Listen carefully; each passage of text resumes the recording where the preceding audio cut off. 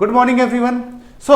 हम लोग lecture number 2 में आ गए हैं। ठीक है, नाउ इस टॉपिक से रिलेटेड जितना भी एमसीक्यूज है आपको नीट पीडीएफ पे मिल जाएगा और इस टॉपिक का जितना भी नोट्स है आपको नीट पीडीएफ पे मिल जाएगा, वहां से आप डाउनलोड कर सकते हैं।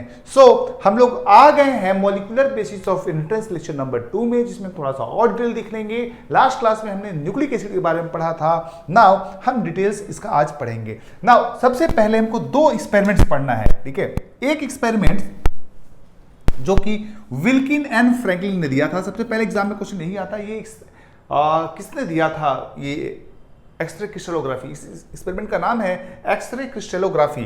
डीएनए के एक्सरे क्रिस्टलोग्राफी किया था विल्किन एंड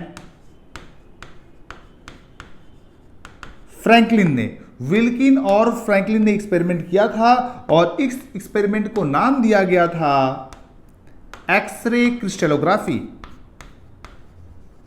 एक्सरे क्रिस्टलोग्राफी। देखिए इस एक्सपेरिमेंट में किया क्या, इन्होंने जो विल्किन और फ्रैंकलिन थे, इन्होंने डीएनए का एक क्रिस्टल बनाया। क्या बनाया भैया? डीएनए को क्रिस्टलाइज कर दिया। उस क्रिस्टल से इन्होंने एक्सरे पास किया, एक्सरे, और इस क्रिस्टल्स के पीछे इन्होंने एक्सरे फिल्म को रख दिया। नाउ एक्सरे से पास हुआ और आप जैसा देखा है, आपने बहुत सारा एक्सरे आपने रियल लाइफ में भी देखा होगा, बोन का एक्सरे। ठीक है, जो एक्सरे होता है हार्ड सब्सटेंस को पेनिट्रेट नहीं कर पाता है, उसके बेसिस पे इमेजेस बनता है। ठीक है, नाउ अब देखें यहां पे दूसरी तरह से एक्सरे पास हुआ डीएनए से और यहां पे एक स्ट्रक्चर डेवलप हुआ, इस तरह से इमेजेस आया। ठीक है, तो इस बेसिस पे इन्होंने कंक्लूड किया। ठीक है, इनका कंक्लूजन जो है आपके एग्जाम में क्वेश्चन आ सकता है। ठीक है, एक्सरे क्रिस्टलोग्राफी जो था इन्होंने किया था, उसका कंक्लूजन था concluded DNA is a double helical structure. DNA कैसा स्ट्रक्चर है? एक डबल हेलिकल स्ट्रक्चर है। किसने बताया? विल्किन एंड फ्रैंकलिन ने बताया। किस बेसिस पे बताया भैया? एक्सपेरिमेंट का नाम था एक्सरे क्रिस्टलोग्राफी। इसके बाद एक और एक्सपेरिमेंट है जो कि चारगफ्स का है, जिसको हम लोग बोलते हैं Chargaff's rule of base equivalence. ये क्या कहता है ये आप देखिए, Chargaff's rule of Chargaff's rule of base equivalence. Chargaff's rule of base equivalence, ये क्या कहता है? Chargaff's rule of base equivalence. देखिए इसका पहले आप कंसेप्ट समझिए। इन्होंने बोला क्या है?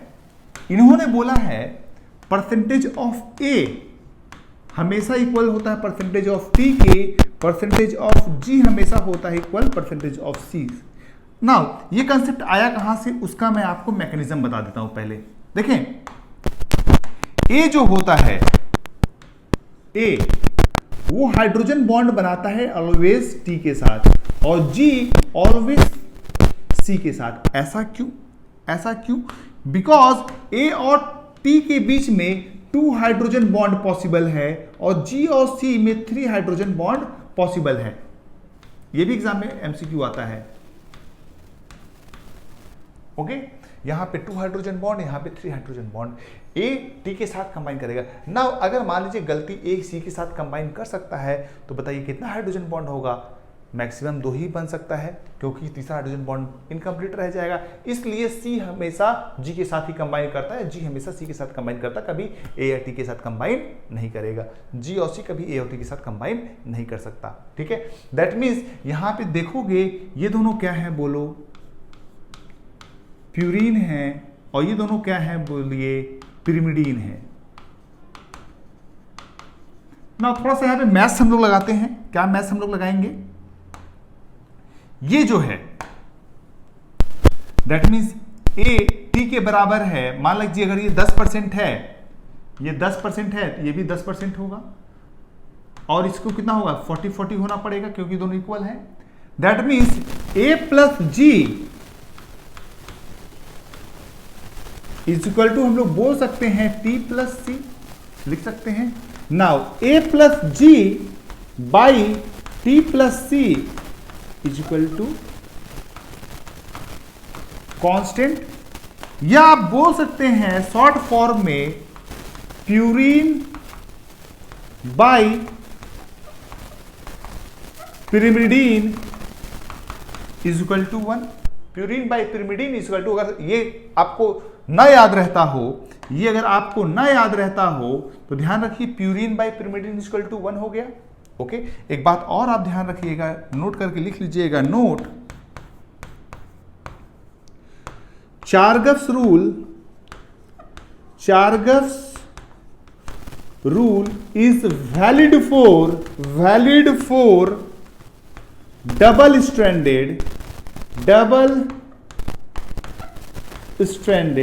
DNA.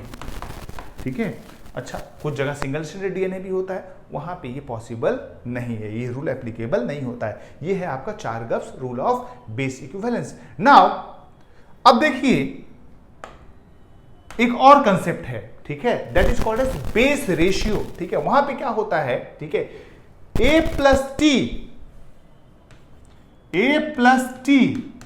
By G plus C. कभी कभी कंफ्यूजन हो जाता है, इसीलिए मैंने यहां पे लिख दिया प्यूरीन बाई पिरिमिडीन, लेकिन यहां पे देखिए क्या है, purine pyrimidine, that means this is called as, it will be a constant, ठीक है। और ये जो कांस्टेंट होता है, this constant is species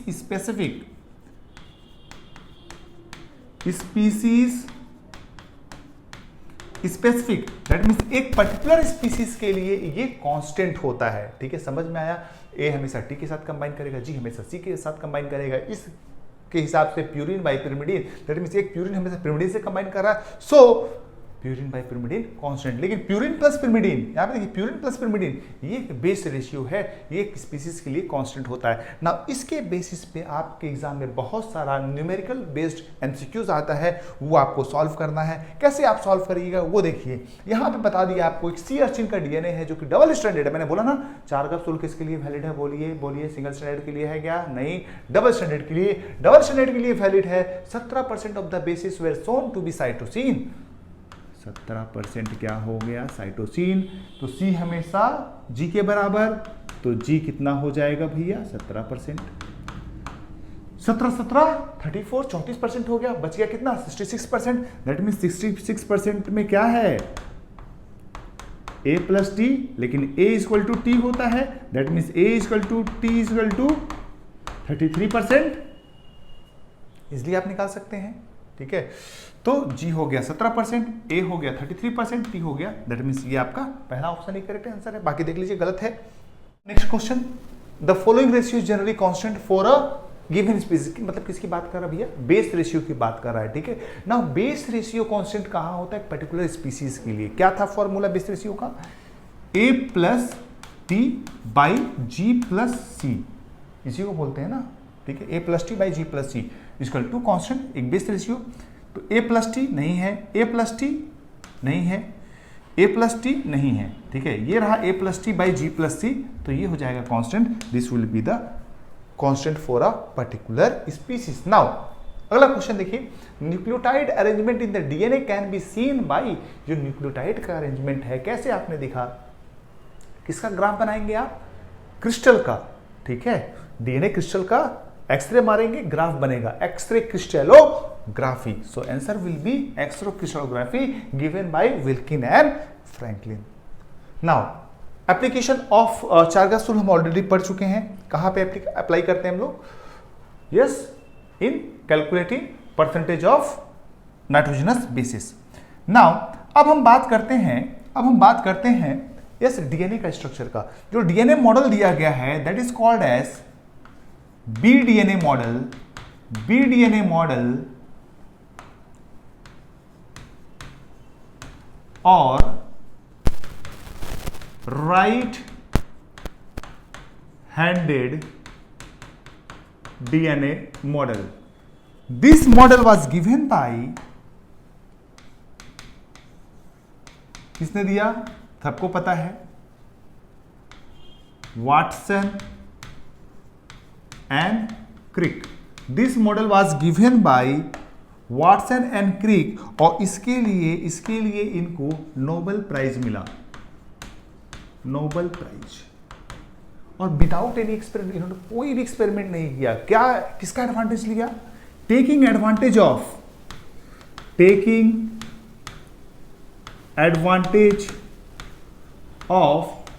number 1 X ray crystallography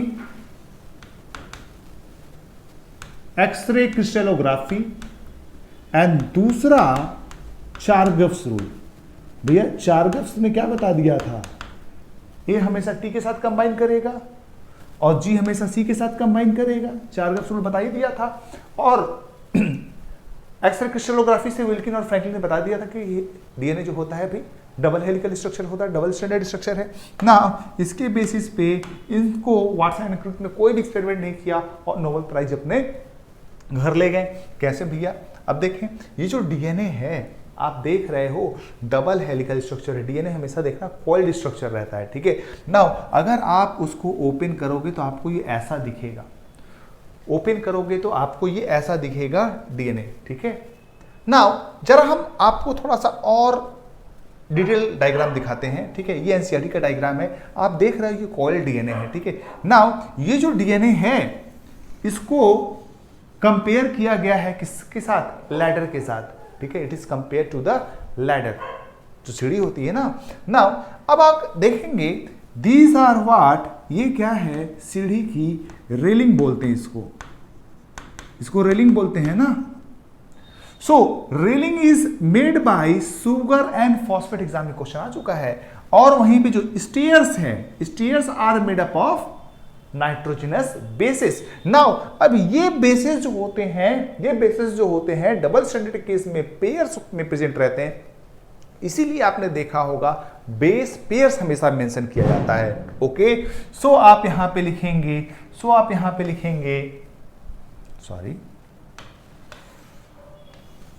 आप लिखेंगे यहां पे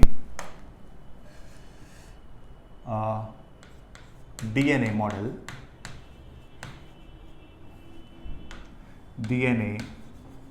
model given by Watson and Crick. कैसा है भैया? ये डबल हेलिकल स्ट्रक्चर है, डबल हेलिकल है। नाउ एंटी पैरेलल है। एंटी पैरेलल का क्या मतलब है अभी आपको थोड़ी देर बताएंगे। So compare to ladder, so railing is made bye,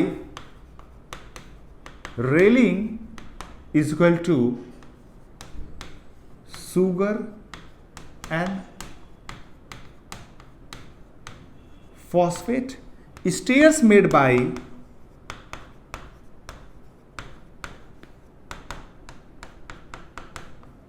nitrogenous base pairs, या आप सिंपली बेस पेयर्स भी बोल सकते हैं, ठीक है। नाउ अब एक बात आप ध्यान दीजिएगा, ये जो डीएनए है आपका, एक सर्कुलर वे में रहता है, ठीक है। It's a helical structure, that means ये इस तरह से घूमते गया है। Okay, so one turn off helix, मतलब ये आप घुमावदार सीढ़ी से भी कंपेयर इसको आप कर सकते हैं, ठीक है। नाउ इसका वन टर्न कंप्लीट कब होगा? मान लीजिए यहां से स्टार्ट हो रहा है, ये गया, जस्ट इमेजिन, ठीक है, यहां पे आया, ठीक है। मतलब जिस पॉइंट से स्टार्ट हो रहा था घूम के उसी पॉइंट पे आएगा, तो वहां पे एक टर्न कंप्लीट होगा, ठीक है, एक टर्न कंप्लीट होगा। तो दो माइनर ग्रुप्स मिल सकते हैं और मेजर ग्रुप्स मिल सकता है। ये देखें, माइनर ग्रुप्स है और मेजर ग्रुप्स है, तो दो माइनर ग्रुप्स के बीच में होगा, ये माइनर प्लस मेजर, यहां पे जाके आपका one turn off DNA complete होता है। वन टर्न ऑफ डीएनए जो है, वन टर्न ऑफ डीएनए में जब आप ओपन करोगे इस तरह से है, ये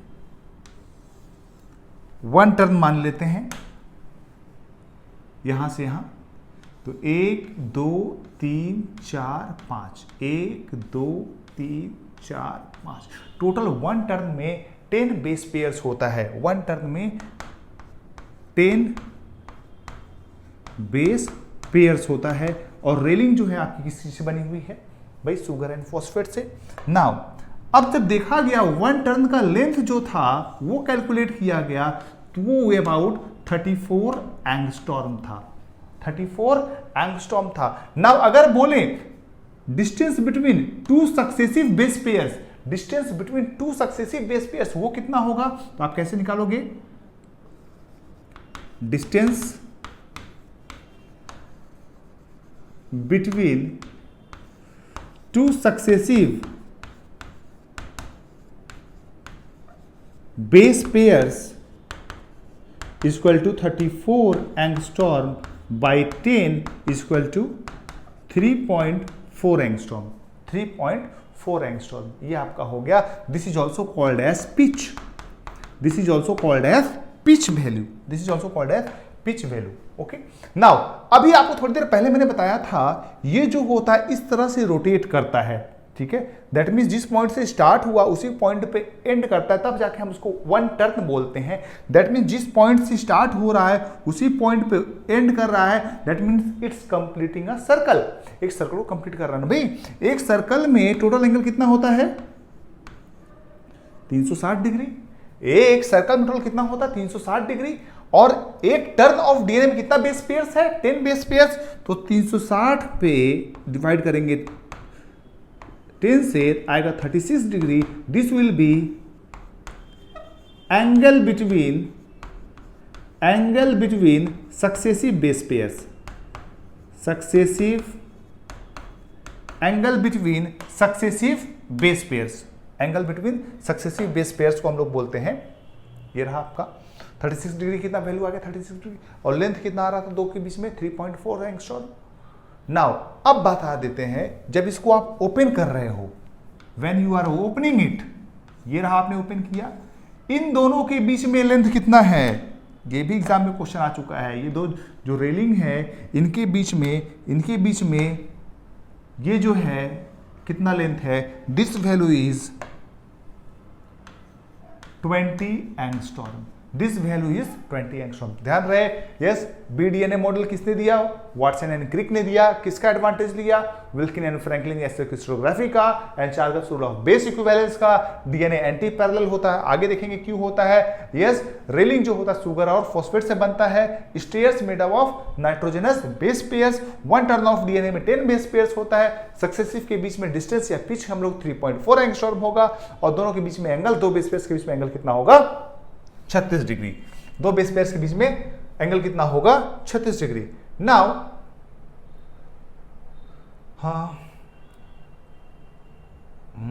नाउ अब बात करते हैं एंटी पैरेलल की, ठीक है। Why DNA is anti parallel? देखें, जब डीएनए अगर पैरेलल होता तो क्या प्रॉब्लम था, ठीक है। नाउ ये रहा सुगर, फॉस्फेट और ये रहा ए, ठीक है। Now for the formation of hydrogen bond, ठीक है, ये for the formation of hydrogen bond, ये जो है बेस पेयर्स जो है, ये डीएनए जो है वो एंटी पैरेलल है, ठीक है। अगर ये दोनों पैरेलल होते हैं, ये जो हाइड्रोजन बॉन्ड फॉर्मेशन हो रहा है ये पॉसिबल नहीं होता, ये पॉसिबल नहीं होता। नाउ और एक क्वेश्चन, ए हमेशा टी के साथ कंबाइन क्यों कर रहा है? आपको पहले मैंने बता दिया है, ठीक है। यहां पे दो हाइड्रोजन बॉन्ड पॉसिबल है। और एक बात है, ठीक है, अगर आप ध्यान देंगे प्यूरिन का साइज, ठीक है, छोटा था, प्यूरिन का साइज बड़ा था और पिरिमिडीन का साइज छोटा होता है, ठीक है। प्यूरिन का साइज बड़ा होता है, पिरिमिडीन का साइज छोटा होता है, ठीक है। तो अगर आप दो प्यूरिन एक साथ रखिएगा तो ये जो हाइड्रोजन बॉन्ड के लिए डिस्टेंस चाहिए वो बहुत ज्यादा हो जा रहा था, तो हाइड्रोजन बॉन्ड बन नहीं पा रहा था। और दो प्यूरिन अगर एक साथ आप रख दीजिएगा, दो पिरिमिडीन एक साथ रखेंगे, हाइड्रोजन बॉन्ड नहीं बनेगा, क्योंकि ये गैप दोनों के बीच में, दो नाइट्रोजन बेस के बीच में गैप बहुत ज्यादा हो जा रहा था। और दो अगर आप प्यूरिन रख देंगे तो इसमें ये जो पोजीशन था, दो लोग इसमें अट नहीं पा रहे थे, जो 20 एंगस्ट्रॉम की जगह थी इसमें अट नहीं पा रहे थे, इसलिए हमेशा एक प्यूरिन पिरिमिडिन के साथ कंबाइन करता है और हाइड्रोजन बॉन्ड फॉर्मेशन के लिए हमेशा ये एंटी पैरेलल होता है। एंटी पैरेलल का मतलब है okay this is 5 prime and and this is 3 prime and, this is 5 prime and and this is 3 prime and, ठीक है। ये उसको हम लोग बोलते हैं एंटी पैरेलल। दोनों जो लैडर होता है, जो दोनों स्ट्रैंड्स होता है, वो एक दूसरे के एंटी पैरेलल होता है, ठीक है। नाउ इसके बेस पे आप बहुत सारा यहाँ पे एमसीक्यूज लगा सकते हैं, ठीक है। क्या लेंथ ऑफ डीएनए आप कैलकुलेट कैसे कर सकते हैं? अभी आपको मैंने बताया दो बेस पेयर्स के बीच में डिस्टेंस कितना है? 3.4 एंगस्ट्रॉम भाई, ठीक है। दैट मीन्स अगर आपको अमाउंट ऑफ बेस पेयर्स बता दें, तो आप लेंथ ऑफ डीएनए कैलकुलेट कर सकते हैं। कैसे? देखें, so length is equal to base pairs, कितना बेस पेयर्स है उसको इंटू कर दीजिए 3.4 एंगस्ट्रॉम से। 3.4 एंगस्ट्रॉम से आपका आ जाएगा yes distance between the adjacent base pairs, और total number of base pairs से मल्टीप्लाई कर दीजिएगा तो आपको एग्जैक्ट लेंथ ऑफ डीएनए मिल जाएगा। ये फॉर्मूला यूज करके आपका बहुत सारा एमसीक्यूज बनता है, ठीक है। फॉर एग्जांपल देख लीजिए, a DNA is double helix, ठीक है। कितना है लॉन्ग? 340 नैनोमीटर लॉन्ग है, ठीक है। 340 नैनोमीटर लॉन्ग है, ओके। नाउ नैनोमीटर कितना होता है? 340 इंटू 10 पावर 9, इसको एंगस्ट्रॉम में कन्वर्ट करना है, दैट मीन्स 34 इंटू 10 पावर -10, ये करना पड़ेगा ना, ठीक है। दैट मीन्स 34 एंगस्ट्रॉम हो जाएगा, ठीक है। तो लेंथ हो गया भैया कितना? 34। द नंबर ऑफ न्यूक्लियोटाइड्स कितना होगा? नंबर ऑफ न्यूक्लियोटाइड्स कितना होगा? अभी आपको बताया length is equal to base pairs into 3.4, ठीक है। तो लेंथ आया 34, आप इंटू कर दीजिए 3.4, तो ये यहां पे चल जाएगा, 34 कट जाएगा, 10 हो जाएगा, ठीक है। नाउ ये क्या आया? आपका बेस पेयर्स। नाउ पूछा आपसे क्या? न्यूक्लियोटाइड। बेस पेयर्स मतलब 2 नाइट्रोजनस बेस ना, तो एक न्यूक्लियोटाइड में कितना नाइट्रोजनस बेस होता है? एक ही होता है ना, तो न्यूक्लियोटाइड कितना हो जाएगा? Base pairs into 2, that mean 10 into 2 equal to हो जाएगा आपका 20 will be the correct answer. इस तरह से आप निकाल सकते हैं। नाउ एक और क्वेश्चन देखिए, if there are 10,000 nitrogenous base pairs की बात कर रहा है in a double stranded DNA, then how many nucleotides are there, ठीक है। अभी मैंने आपको बताया भाई बेस पेयर्स किसको बोलते हैं? यहां पे जो है ATGC, ठीक है, ठीक है। तो ये बता रहा है आपको कितना है? 10,000 है ऐसा। नंबर ऑफ न्यूक्लियोटाइड्स निकालने के लिए आप कर दोगे इंटू 2, हो जाएगा 20,000। This will be correct answer. चलें, now in a double stranded DNA, अब देखें आपको पता है हमेशा 4 रूल का यूज करना है यहां पे। In a double stranded DNA the sequence of nucleotide in one strand is ये, ठीक है। What will be the complementary sequence, ठीक है। कंप्लीमेंट्री सीक्वेंस क्या हो जाएगा? 3 का उल्टा क्या हो जाएगा? 5, A का उल्टा T, T का उल्टा A, T का उल्टा A, C का उल्टा G, G का उल्टा C, C का उल्टा G, T का उल्टा A का उल्टा T, T का उल्टा A, 5 का उल्टा 3। ये हो गया इसका कंप्लीमेंट्री। अब देख लीजिए कौन सा मैच कर रहा है आपको। 5 प्राइम TAAG यहाँ पे मैच कर रहा है, CG मैच कर रहा है, फिर देखें क्या है ATA, ठीक है, ये वाला मैच कर रहा है, ये वाला मैच नहीं कर रहा है, ठीक है। दैट मीन्स आपको अगर एक स्ट्रैंड ऑफ डीएनए बता दे तो दूसरा स्ट्रैंड आप इजिली निकाल सकते हैं, तो ये था आपका स्ट्रक्चर ऑफ डीएनए। अगली क्लास में हम लोग लेंगे टॉपिक पैकेजिंग ऑफ डीएनए।